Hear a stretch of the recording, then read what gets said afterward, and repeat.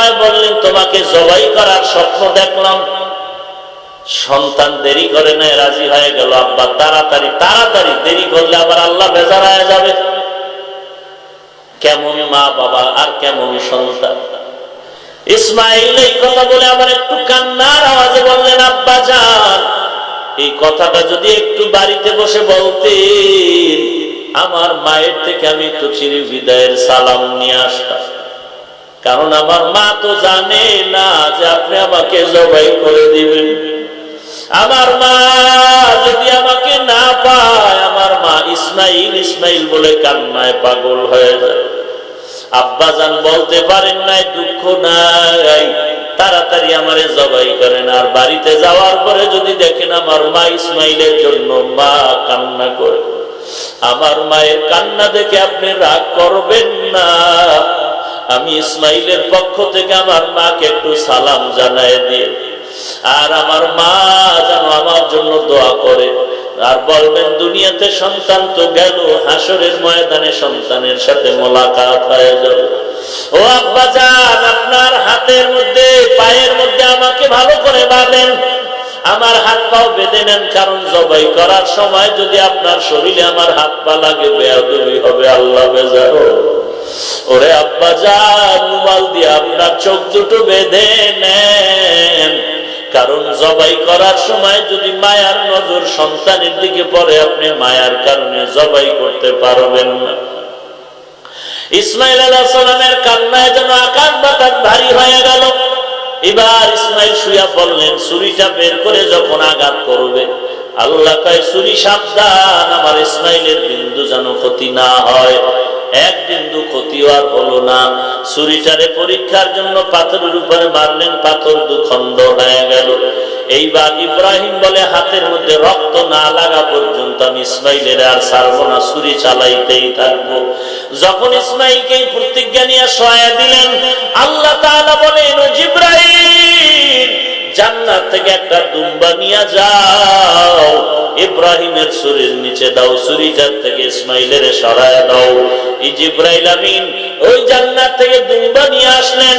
দুম্বা নিয়ে আসার পরে আসতে দেরি হবে, এর আগে না জানি ইসমাইল জবাই হয়ে যায়। জিবরাইল আমিন সাথে সাথে আওয়াজ দিলেন, আল্লাহু আকবার, আল্লাহু আকবার। ইব্রাহিম আসমানের দিকে তাকায় বলেন, লা ইলাহা ইল্লাল্লাহ। ইসমাইল বললেন, আল্লাহু আকবার, আল্লাহু আকবার। ফেরেশতারাও বললেন, আল্লাহু আকবার, আল্লাহু আকবার, ওয়ালিল্লাহিল হামদ। এই তাকবীরটা 9 তারিখের ফজর থেকে 13 তারিখ আসর পর্যন্ত পুরুষেরা একবার, প্রত্যেক ফরজ নামাজের পরে জোরে বলবা একবার, নারীরা আস্তে করে বলবে একবার, ওয়াজিব করে দিলেন। এরে নবীর উম্মতের দল।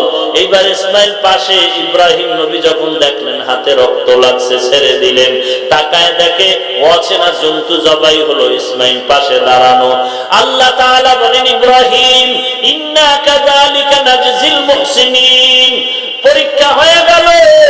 আমি তো সন্তানের জবাই চাই নাই, আমি চেয়েছি আমার মহব্বতের চূড়ান্ত পরিচয়। তুমি কি সন্তানের বেশি মহব্বত করো নাকি আমি আল্লাহকে বেশি মহব্বত করো? পরীক্ষায় তুমি পাশ করেছো, তাড়াতাড়ি যাও।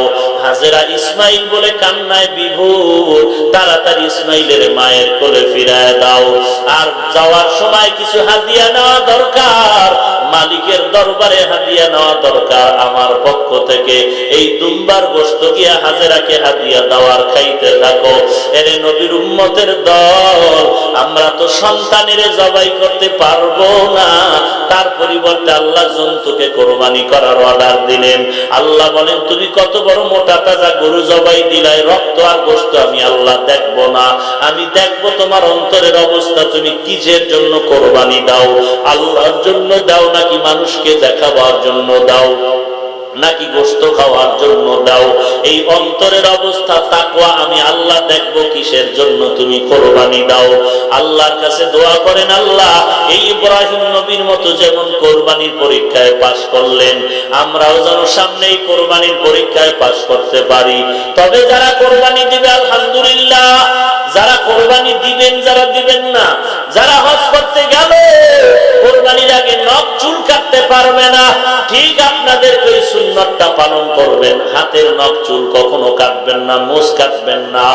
কোরবানি দেওয়ার আগ পর্যন্ত যদি কেউ কোরবানি দিতে নাও পারে, অসমর্থ নাই, কিন্তু এই নমুনাটা যদি ধরে রাখি, আল্লাহর কাছে বলি, আল্লাহ আমি কোরবানি দিতে পারলাম না, হজ করতে যেতেও পারলাম না, তবে হাজীদের কিছু নমুনা আমি ধরে রাখলাম, আল্লাহ অবশ্যই এর বরকত আমাদেরকে দিয়া ভরপুর করে দিবেন।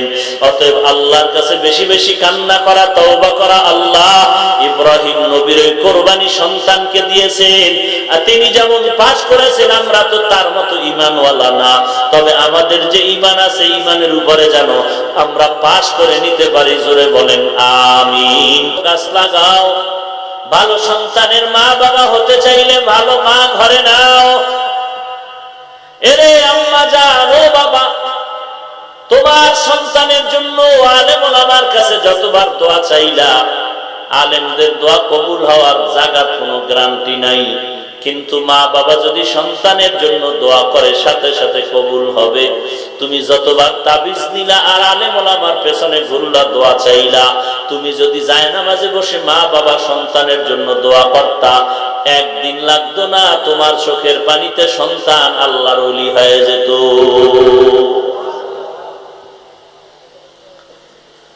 এরে পর্দার আড়ালের মা, সন্তান ভালো হওয়ার জন্য আল্লাহর কাছে দোয়া করো। আল্লাহর কাছে দোয়া করো, রব্বি হাবলি মিন লাদুনকা যুররিয়াতান তাইয়্যিবাতান ইন্নাকা সামিউদ দুআ। আয় আল্লাহ, তুমি আমাকে নেককার সন্তানের মা বাবা বানায়া দাও। আল্লাহ তো দোয়া শিখায়া দিয়েছেন, দোয়া পড়ো বারবার। আল্লাহর কাছে বারবার দোয়া করো, রব্বানা হাব লানা মিন আজওয়াজিনা ওয়া যুররিয়াতিনা কুররাতা আ'য়ুন ওয়াজআলনা লিল মুত্তাকিনা ইমামা। তোমার ব্যবসায় উন্নতি হওয়ার জন্য হাদিয়া দাও, মান্নত করো। হাজীগঞ্জ বড় মসজিদে আমি একটা ছাগল দান করব, ৫,০০০ টাকা দান করব, যদি আমার এই আশা পূরণ হয়। কত বাজে আশা পূরণের জন্য টাকা মান্নত করলা। তোমার সন্তানটা যেন আল্লাহওয়ালা হয়, এই জন্য তুমি কোনো কিছুই মান্নত করলা না, যে আল্লাহ গো, আমার সন্তান যদি ভালো সন্তান হয়, আদর্শওয়ালা সন্তান হয়, আমি তোমার দ্বীনের রাস্তায় এত টাকা দান করব।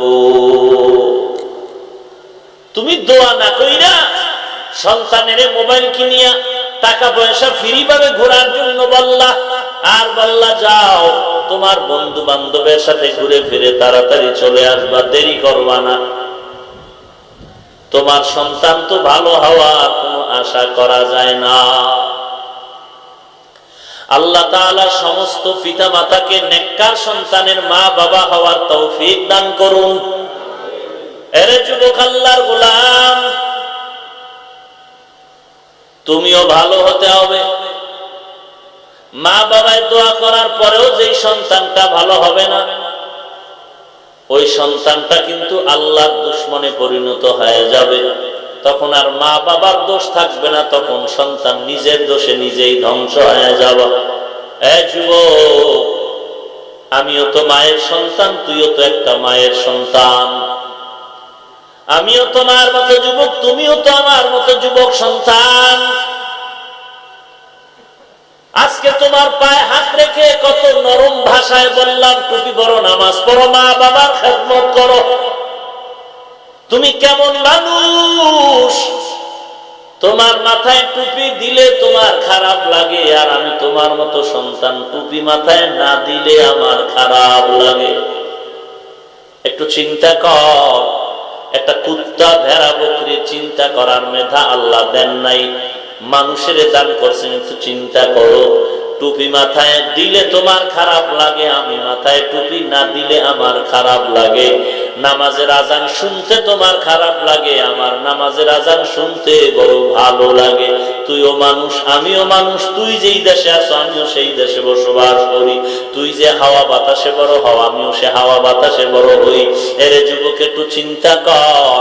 আজকে আমার দাড়ি জীবন চলে যাবে, গলায় কেউ ছুরি লাগাইয়া দিবে, দাড়ি জীবনে কাটবো না। আর তোর পায়ে ধরে ধরে বারবার বলি, আর বড় তুই নামাজ পড়তে চাও না, দাড়ি রাখতে চাও না, মনে করছো দুনিয়াটাই বুঝি তোর স্বর্গরাজ্য পেয়ে গেছো, আর বুঝি মরবি না। একটু ডানে বামে তাকায় দেখ, এমন কোন দিন নাই যে যুবকের লাশের খবর পত্রিকায় নাই। প্রত্যেকটা দিন যুবকের লাশের খবর। এরে যুবক, আল্লাহর গোলাম, তওবা করে আল্লাহর কাছে ভালো হওয়ার জন্য তওবা কর। ইব্রাহিম নবী দোয়া করলেন, ও আল্লাহ তুমি নেককার সন্তান দান করো। আল্লাহর সাথে সাথে দোয়া কবুল করে সুসংবাদ দিয়ে দিলেন, ফাবাশশারনাহু বিগুলামিন হালিম। সুসংবাদ নেওয়ার ইব্রাহিম, এমন একটা সুন্দর চরিত্রবান আখলাকি সন্তান আমি দান করব। নবীর দোয়া কবুল হয়ে গেল। হাজেরার গর্ভে প্রথম সন্তান ইসমাইল চলে আসলো। ইসমাইল দুনিয়াতে আসার পরে নাম রাখলেন আল্লাহর পক্ষ থেকে ইসমাইল। এখন বুড়া বয়সে ইব্রাহিম নবী সন্তান পেয়ে কত মোহাব্বত আর ভালোবাসা। আল্লাহ তাআলা বললেন, দুনিয়ার ভালোবাসা তো আসল না, আসল ভালোবাসা আমি আল্লাহর সাথে আর আমার বন্ধুদের সাথে। ওই ইব্রাহিম সন্তানের ভালোবাসা, আমি আল্লাহকে ভুলে যেও না। তোমার উপর আবার পরীক্ষা শুরু হয়ে গেল। এই সন্তানকে আর দেরি না করে তার মা হাজেরাকে নিয়ে বাইতুল্লাহর কিনারায় মক্কার গহীন জঙ্গলে নির্বাসনে দিয়ে আসো। আল্লাহর ওয়াদার আর চিন্তার কোনো কারণ নাই। একেই বলে আল্লাহর গোলামি। আল্লাহ অর্ডার করছে, বুঝি আর না বুঝি মেনে নেওয়ার নাম গোলামি। চেষ্টা চিন্তা প্রশ্ন করা হলো নাস্তিকতা। আল্লাহর কথা মেনে নাও, বুঝে আসো আর না আসো। কেমন কলিজায় আঘাত। সন্তানটা আসলো মহব্বতের নজরে। আল্লাহ এখনই অর্ডার করলেন, সেই গহীন জঙ্গল যেখানে কোনো মানুষ নাই, কিচ্ছু নাই, ওই বাইতুল্লাহর কিনারায় দিয়ে আসো মক্কা। এমন একটা জায়গা বাইতুল্লাহ থেকে একটু পার্শ্বে, জঙ্গল, কিছু নাই, পশু পাখিও নাই, খানার মতো কিছু নাই, পানি নাই, কোনো মানুষ নাই, কোনো জানোয়ার পশু নাই। সামান্য কিছু খেজুর আর পানি রেখে ইসমাইল আর হাজেরাকে রেখে নবী বিদায় হল। নবী বিদায় নিয়ে যাইতেছেন। হাজেরা মার নজর দিয়া ডাক দিয়া কয়, স্বামী আমার, এখানে কি আপনার ইজাজতে রাখলেন নাকি আমার আল্লাহর অর্ডারে রাখলেন? ইব্রাহিম নবী ডাক দিয়া কয়, বিবি আমার কোনো অর্ডার নাই, আমার মাওলার আদেশেই আমি রেখে গেলাম। হাজেরা চোখের পানি ছেড়ে শুকর আদায় করলেন আর দোয়া চাইলেন, স্বামী আমার, আমার কোনো আর দাবি নাই, আল্লাহর কাছে আমাদের জন্য একটু দোয়া করবে। আর একটু পানি আর খেজুর রাখছেন, এটা 2-3 দিনের বেশি আর থাকবে না। 2-3 দিনের বেশি খেজুরও থাকবে না, পানিও থাকবে না। এমন একটা জায়গা কিছু নাই। ইসমাইল না জানি আবার দুধের তৃষ্ণায় কান্না করে, কি উপায় হবে জানি না, দোয়া করবে। আর যদি সময় পান, মাঝে মাঝে আইসে একটু দেখিয়া যাই ইসমাইলের অবস্থাটা কেমন। ইব্রাহিম নবী মা হাজেরাকে রেখে ইসমাইলকে রেখে চললেন। পাহাড় পেরিয়ে ওপারে যাবেন, নামবেন, পাহাড়ের চূড়ায় উঠে আবার একটু পিছনে তাকাইয়া মায়ার নজরে দেখলেন। এরপরে ওই পার্শ্বে নামিয়া মাওলার দরবারে কান্না করে দোয়া করলেন, রব্বানা ইন্নী আসকানতু মিন যুররিয়্যাতি বিওয়াদিন গায়রি যি যারইন ইনদা বাইতিকাল মুহাররাম রব্বানা লিয়ুকিমুস সালাতা ফাজআল আফইদাতাম মিনান নাসি তাহদি ইলাইহিম ওয়ারযুকহুম মিনাস সামারাতি লাআল্লাহুম ইয়াশকুরুন। পয়গম্বর ইব্রাহিম আল্লাহর দরবারে দোয়া করলেন, ও আল্লাহ, এই বয়সে আমার মুহাব্বতের বিবি আর আমার সন্তান কত আদরের সন্তান আমার, আপনার আদেশ মাত্র পাই আমি রেখে আসলাম। দেখে আসলাম ওখানে মানুষ নাই, জঙ্গল আর পানিও নাই। আমার বিবি হাজেরা মহিলা মানুষ, আর ইসমাইল কেমনে থাকবে জানি না। ও দয়ার মালিক, মেহেরবানি করে পানির ব্যবস্থা করে দাও, রিজিকের ব্যবস্থা করে দাও ফলের মাধ্যমে, আর বসবাসের ব্যবস্থা করে দাও। আয় আল্লাহ, তারা তোমার শুকর আদায় করবে, তোমার কাছে শুকর গুজার হবে। ইব্রাহিম রেখে চলে গেলেন, এদিকে এখন ইসমাইল আর হাজেরার পালার কেউ নাই। রেখে যাওয়া খেজুরও শেষ, পানিও শেষ। এক পর্যায়ে বুকের দুধ শুকায় গেল, দুধ নাই, মা হাজেরা খানাও পায় না। ইসমাইল খানা না পাইয়া তৃষ্ণার্ত হয়ে কান্না করে, ভাত পা নাড়াচাড়া করে আর চিল্লায়। এমন কান্নার আওয়াজ মা সহ্য করতে আর পারলেন না। মা পাগলির মতো একবার সাফা পাহাড়ে দৌড়ায়, দেখেনি ওখানে পানি পাওয়া যায়, গিয়ে দেখে পানির কোনো চিহ্ন নাই। আবার ওখান থেকে দৌড়াইয়া ইসমাইলকে মাঝখানে দেখে আবার মারোয়া পাহাড়ে যায়, দেখিনি পানির মতো কিছু দেখা যায়, দেখে না সূর্যের একটু সামান্য আলো পড়ছে, বালুগুলো চিকচিক করে, মনে হয় পানি। ওখানে চলে গেলেন, আবার ওখানে গিয়ে আবার কান্না করে আবার এদিকে আসলেন। এইভাবে কয়েকবার 7টা চক্কর দিলেন। হাজেরা হঠাৎ করে 7টা চক্করের পরে একটু কানের মধ্যে আওয়াজ আসলো, কে যেন ডাক দিল হাজেরা বলিয়া। হাজেরা চতুর্দিকে তাকায়, কে ডাকলো? গিয়া দেখে একটা টিলার মতো উঁচু জায়গা, ওখানে পাশে একটা লোক দাঁড়ানো। ডাক দিয়ে কয়, রে হাজেরা, এতদিন চিন্তা কেন করো, কি প্রয়োজন? বলে, পানির দরকার। বলে, নাও পানি নাও। আমি তো মানুষের আকৃতিতে আসছি, আল্লাহর ফেরেশতা জিবরাইল আলাইহিস সালাম। জিবরাইলের পাখা দিয়া মাটির মধ্যে আঘাত করলেন, আর পানি বের হওয়া শুরু হয়ে গেল। পানি এমন ভাবে বের হয়ে গেল, হাজেরা পানি পেয়ে আল্লাহর শুকর আদায় করলেন, আর তার মাতৃভাষায় বললেন, জম জম, থাম থাম। পানিটা থেমে গেল। এবার পানি নিজেও পান করলেন, এরপরে আবার এই পানি সন্তান ইসমাইলেরও পান করালেন। এমন একটা বরকতের পানি, এই পানিটা পান করলে সারা দুনিয়ার বিজ্ঞানীরা বলে এরকম বিশুদ্ধ পানি জমিনে আর কোথাও নাই। এই পানিটা পান করবা, দাঁড়াইয়া 3টা উপকার হবে। 1 নম্বরে পিপাসা নিবারণ হবে, 2 নম্বরে তোমার ক্ষুধা নিবারণ হবে, 3 নম্বরে সমস্ত রোগের শেফা হয়ে যাবে এবং তোমার শরীরের ক্লান্তি দূর হয়ে যাবে। এরে নবীর উম্মতের দল, এই জমজমের পানি crore crore million trillion billion হাজি সাহেবরা বছরে বছরে নিয়ে যায়। পানিটা কূপের যেই পরিমাণ শুরু থেকে এই পরিমাণ এখনো আছে, বাড়েও না কমেও না। সাহাবায়ে কেরাম বললেন, নবী এই জমজমের কূপের তলা কোথায়? নবী বললেন, এই জমজমের কূপের তলা হলো হাউজে কাউসার। এরে নবীর উম্মতের দল, এটা রোগের জন্য বড় ঔষধ। এই জমজমের পানি দিয়া ইসমাইল বেশ বাঁচলেন, মা হাজেরাও বাঁচতে শুরু করলেন। এরপরে মক্কার উদূরে তায়েফের মাঠে আল্লাহ পাক জিবরাইলের মাধ্যমে ফলের ব্যবস্থা করলেন। এরপরে সিরিয়ার ব্যবসায়ী লোকেরা ওই পথ দিয়া যায়, ব্যবসার জন্য পানির দরকার। এসে পানি তালাশ করতে গিয়ে দেখে জমজমের পানি পাওয়া গেল। হাজেরার কাছে পানি চাইলেন, আর বললেন, দেওয়া যাবে যদি এখানে তোমরা বসত বাড়ি করে থাকো। যখন পানি নিল, পানি দিল, আর মানুষ ঘর বাড়ি উঠাইয়া বসবাস করা শুরু করলো, জমিন আবাদ হয়ে গেল। এই জমজমের কূপ এক সময় হারায় গেছিল, খুঁজিয়া কেউ পায় না, মাটির অনেক নিচে চলে গেল। নবীজির দাদা আব্দুল মুত্তালিবের দ্বারা আল্লাহ স্বপ্ন যোগে আবার জমজমের সন্ধান দিয়ে দিলেন। নূহ নবীর প্লাবনে আবার বাইতুল্লাহ বিধ্বস্ত হয়ে গেল, এটাও মাটির তলে আর পাওয়া যায় না। ইব্রাহিম আলাইহিস সালামকে সন্তান জবাইয়ের ঘটনার পরে অর্ডার করছিলেন, তুমি এখন বাইতুল্লাহ নির্মাণ করো নতুন করে। ইব্রাহিম নবী বললেন, পাই না কোথায়?